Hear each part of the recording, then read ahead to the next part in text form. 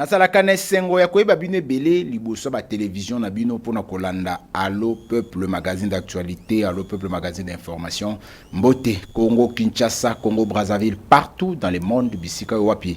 Bozuli Baku ya kolanda biso tokei ko fongola journal na biso na ngambo ya Assemblée nationale pona na ko informer bino que deux propositions ya loi relative ya ba ordre nationaux il y a ordre national, il y a Léopard, ils ont qui déclaré recevable au cours, il y a plénière, il y a mardi 25 avril 2023. Bosimba que deux propositions et loi Oyo, ils ont qui bon initié et pas il y a honorable André Mbata Wazali, premier vice-président de l'Assemblée nationale.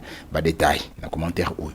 Deux propositions, il y a loi relative à ordre nationaux, ils ont qui bon déclaré recevable et pas il y a plénière et assemblée nationale. Oyo etindama kibongo na commission politique administrative et juridique PAJ pour na 7 jours na état de toilettage pe ko soumettre yango na plénière.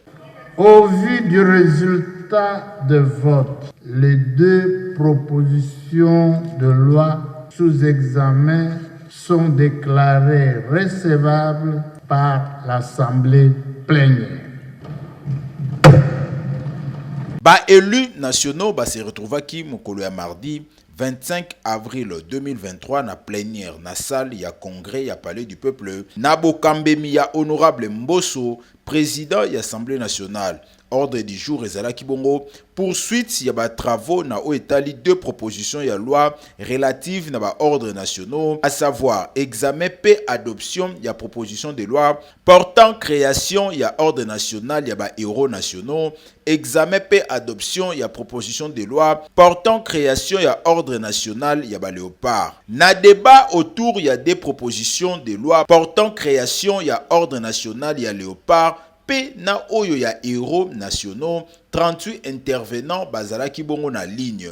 Député national Mayo Mambeke ayeba ki bongo ko juger opportune des propositions ya loi oyo parmi ba personnes oyo bazali ko mériter yango ezali pe maréchal Mobutu. Côté na ye honorable Serkas a proposé qui décoration y a ba député nationaux y a troisième législature pour na ko la réussite y a ko basculer majorité en pleine législature. Avant y a ko proposer candidature y a Étienne Tshisekedi wa Mulumba, Rossi Mukendi pe ba oyo nyonso ba sacrifier makila na bango pour mboka. Député Paulin Diani a lancé qui réflexion na o etali institution y a journée unique pour na ko rendre hommage na ba héros nationaux. Noël Botakile ye asuetaki seule loi ezali ko quitter ya ko définir. Honorable Nawej eba ki bongo ko interpeller na plénière na thème oyo esengeli to créer ba héros nationaux te na majorité tout comme na opposition. Condition ezali pona ko admettre ba ordre nationaux esengeli akufa pona mboka. Tozali liboso ya loi esengeli to permettre ya ko identifier ba congolais oyo ba se distingaki. Texte ya loi oyo esengeli ezala impersonnel wana ezalaki pe ba précision ya honorable Bertin Mubonzi. Honorable Dede Mupasa ayebaki bongo ko mener déployer moko pour la reconnaissance ya prophète à la vers na village ya Echeme na Kalo wapepai plus de 350 personnes bazalaki bongo tué pe enlevé le 6 avril 1962 pour la lutte contre l'homme noir pe pour la indépendance na ye. Pe Nasuka, deux propositions de loi au Yezalaki bongo déclarées recevables et pas y a plénière, pe tindamaki na commission PAJ na délai à 7 jours pour na examen pe approfondi yango ekozonga lisusu na plénière.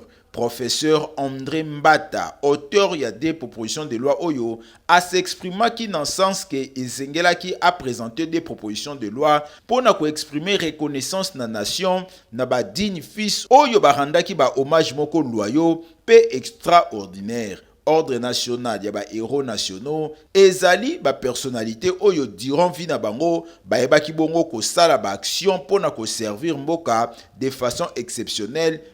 Bazali ba modèle pour na biso nyonso. Donc ba acte ya boye esengeli et enseigné ba génération présente pe future. To fongola ki débat na ordre national ya ba héros nationaux Kabila Lumumba. texte ezalaki limité na 2 personnalités seulement ya histoire ya mboka na biso pe ezalaki possible te ya ko accéder na statut ya ba héros nationaux kasi proposition ya loi oyo pona ba personnalité mususu lokola Kimpavita, Simon Kimbangu, Kasavubu, Etienne Tshisekedi pe ba misusu ezali ko jouer rôle moko incroyable pe important na histoire ya mboka na biso oyo basengeli bazala rekoni lokola ba héros nationaux ya République démocratique du Congo. Na primature bosimba ki renforcement ya capacité pona ba membre ya gouvernement ezali objectif oyo ezali kosalema mpona komene à bon port vision ya chef de l'État Félix Antoine Tshisekedi Tshilombo yango ezalaki bongo lancé au cours ya séminaire oyo esalemaki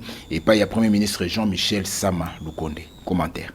Premier ministre Jean-Michel Sama Lukonde a fongolaki mokolo ya mardi 25 avril 2023 na Fleuve Congo Hotel séminaire pour na renforcement ya capacité ya ba membre ya gouvernement pour na komene un bon port na vision ya chef de l'État Félix Antoine Tshisekedi Tshilombo. Chef ya gouvernement aebaki ko réunir pendant 2 jours oyo équipe gouvernementale na ye na veille ya 2e anniversaire ya validation ya mandat na ye na parlement. Séminaire oyo ezalaki bongo ponctué na oetali plusieurs exposés enrichissants na occasion ya ko partager ba information, ba échange, ba expérience moko na moko, enfin ya ko consolider cohésion au sein ya gouvernement peut assurer exécution harmonieuse ya programme gouvernemental ya équipe oyo et bengami ya ko apporter ba réponse moko concrète na besoin ya population na contexte préélectoral na toile de fond ya second mandat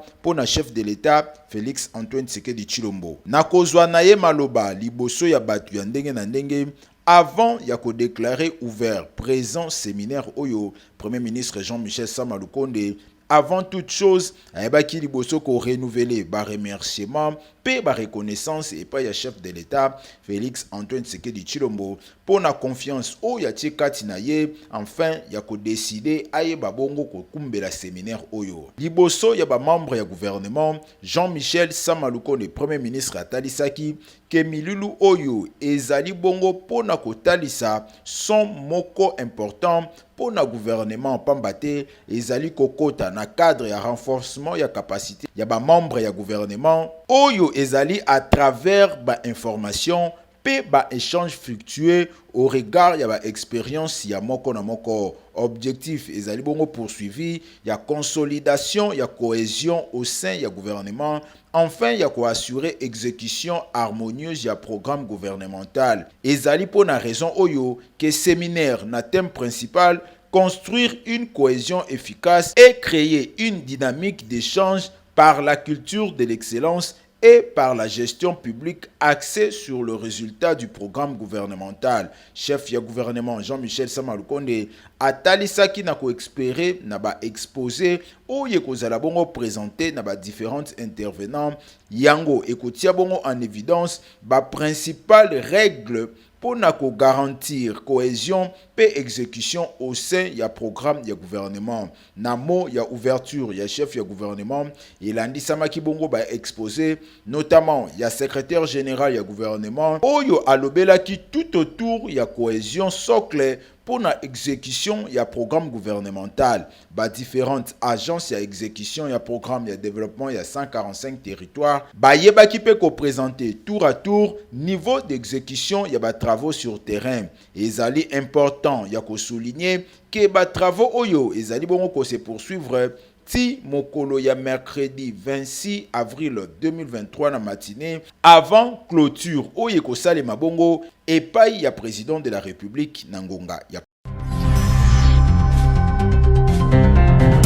lokola tozali na kondima kolona na bilenge ezali kotonga ekolo pe kosimba yango na makambo nyonso tokosala concours interscolaire ya élégance orthographe pe conjugaison ba débatteur deuxième édition yango ezali na kati ya kotambola ezali pe na kati ya développement intégral pona botombwami ya bisika tozali na posa pe makanisi lokumu pe lolenge ya komema mikumba prix ya maître magnifique bisimwa ezali kotalisa lolenge ya malamu oyo ekomema na botombwami éducation pe encadrement ya bilenge lifuti moko ya malamu to mema bilenge na botombwami pe kokende liboso pona ekolo ya makasi prix ya maître magnifique Bisimwa ezali ko accompagner bino na lokumu to pesa na maboko pona kosala makambo ya minene pamba te lobi ezali kotiela biso elikia. Donc rendez-vous ezwami bongo mokolo ya samedi 29 avril 2023 na ngonga ya 10h juste na centre culturel ya collège Boboto boya ebele pamba te kokota ezali ya ofele. Totika primature tokende bongo na vice primature ya fonction publique pona ko informer bino ke komata salaire ya ba fonctionnaire na 30% pona mois ya avril pe na 45% pona mois ya juillet yango ezalaki au cours ya masolo entre banque syndicale ya ba fonctionnaire pe vice premier ministre pe ministre en charge ya fonction publique Jean-Pierre Liaou. Sephora Sona Masamba commentaire. Kolandisa ma décision o ezwamaki na ba travaux o ezalaki organisé na novembre 2021 et pas ya ministre ya fonction publique son excellence Jean-Pierre Liaou na tina ya kobongo la topé komatisa salaire ya ba argent de l'État locaux la ba militaire ba policier na ba fonctionnaire de l'État et sengeli koyeba été décision yango ezwamaki sous accompagnement ya premier ministre Jean-Michel Sama Lukonde Kenge na yango kobanda premier trimestre, c'est-à-dire mois de janvier, qui ne kokoma mois et avril, 30% de ebakisama ki na ba salaire ya ba agent de l'État, et puis na mois ya juillet, oyo ekomata, qui donne à 45%, c'est-à-dire 15% ekobakisama likolo nango. Et sengeli konote que na sima ya kolongo la hyper oyo ezali impôt professionnel, sur les revenus ya 15%, qui ne kokitisa yango na 3%, na mécanisation il y a plus de 20 000 agents il y a l'État boyeba que mesure o ya sika ezali kotali sa souci ya gouvernement o ya koluka ko bongo la condition de vie ya ba agent de l'État na lolenge esengeli natina na yango ministre ya fonction publique son excellence Jean-Pierre Liaou azali kolala pongite pe azali kobunda pour que promesse oyo ekoma réalité na étendue mobimba ya République démocratique du Congo.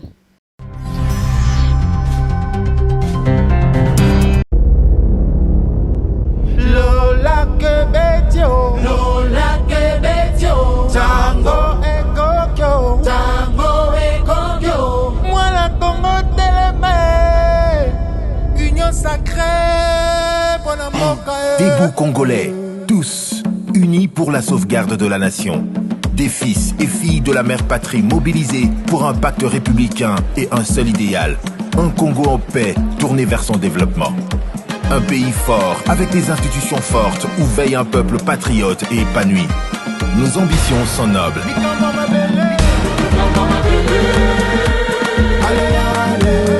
Ici, nous faisons allégeance à la nation.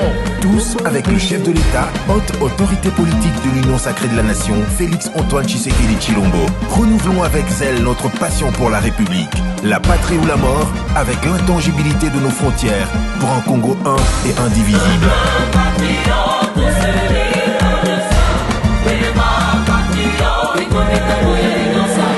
Soyons du bon côté de l'histoire. Sortie officielle de la plateforme Union Sacrée de la Nation ce samedi 29 avril 2023 à 10h au Stade des Martyrs. Tous unis, tous mobilisés. Na masolo ya ba fait de société bosimba ke fulu moko ebotami na rond-point Gambela, plus précisément na commune ya Kasavubu yango ezali kopesa pasi na ba usager ya nzela oyo. Rachel Mouawa pe Edwige Vika ba signer reportage.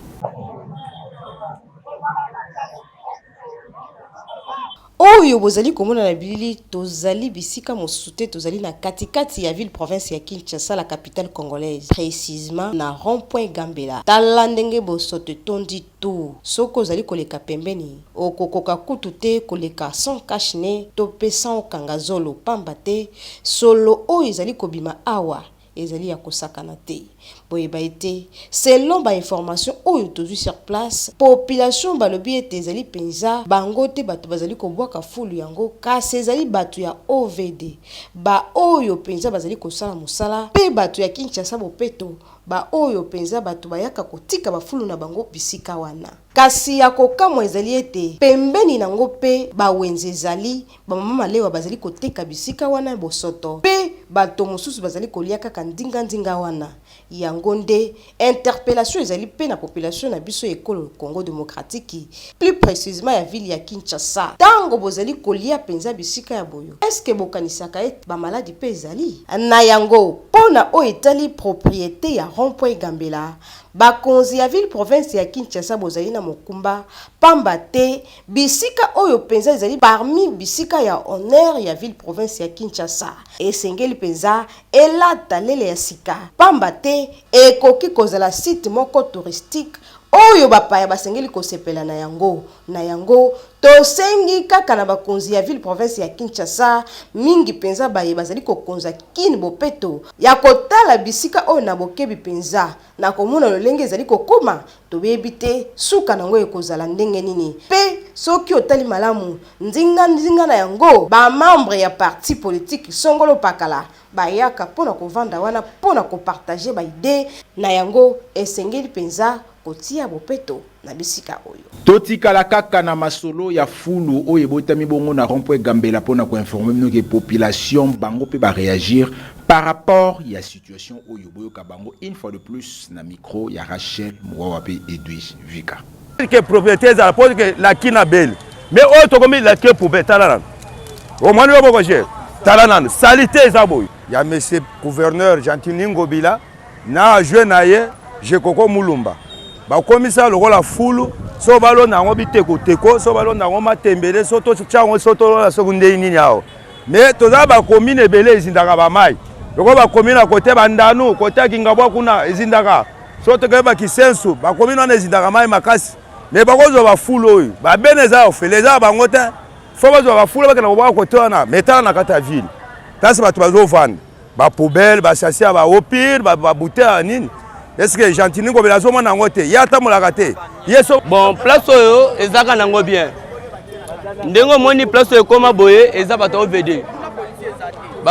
nde babanda kolonga na babiloko na bango kuna baya kobwaka jour moko boye tobenga na bango bayaka babwaki jour moko baye boye tolobi te trop c'est trop lelo bosala nini bozonga na biloko na bino no bwaka kana sele sikoyo tellement sela musika yango na bayaka kobwaka bo banazo ebate bango pe baleka ka bamona kati na yebite so batunaka bango to bayebaka te komaka ndenge nini ubie bamitunaka te na comprendre te na yebite so to luka komo mosusu pesa rompo oyo o ndika mosusu akosala te so toko chango soki rompo soki fulu soki rompo nini na so tuninga mais likambo liboso to lobela bakonzi mboka te to lobela na no gouverneur ya ville po yende kolo ville soki ke lelo ville eza salité eza à cause ya gouverneur de la ville Gentini Ngobila, c'est-à-dire que alongwe na makanisi ya Kimbuta te azongeli même comportement même bizaleli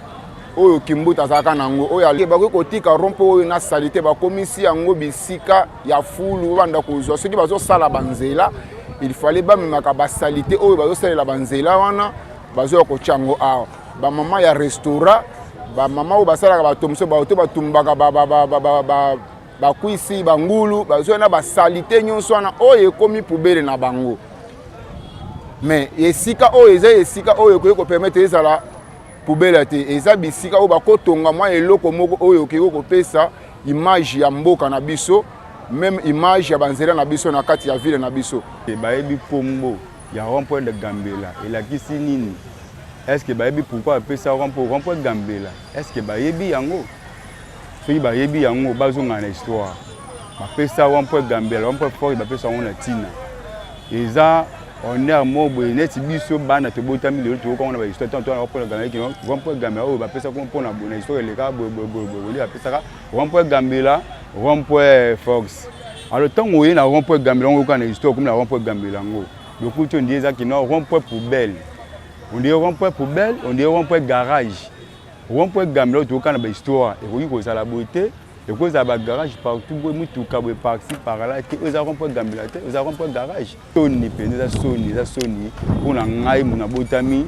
na botami lelo na yoka histoire rond-point Gambela na yaka rond-point Gambela na mona ngo poubelle parce que comme lokola bato basumbaka awa bato babwaka bana awa bato de makambo mabe sala makambo rond-point Gambela oyo eza rond-point historique koleka ba rond-point nyonso ebele eza na kati ya Congo rond-point historique bapesa ko mwana pamba te bapesa ngo na tina il faut yeba valeur ya kombo to bapesi kombo honora bakombo attaque bakoko na yo bakoya no omoni nzela o tango basalaki na tango ya koko na biso boye na boye kosala mwa bien na centre ville Gambela oyo kenda sango moto akoya kosala visite akosala visite ya keno aya kotala a visiter parce que awa ya ba étranger ba bela awa pena fief ya ba étranger ba Nigeria na ba nani c'est quoi ba Nigeria mi yo bateka ba pièce à recharge ba immeuble nyozo to mono zo tonga mo ya bango mais bango wana soki botie bango na temps bakosala ta misala oto totika commune ya Kasavubu na district ya Funa tokende bongo na commune ya Ntsele na district ya Changu pona kotalisa na bino ke état de lieu ya quartier Mukede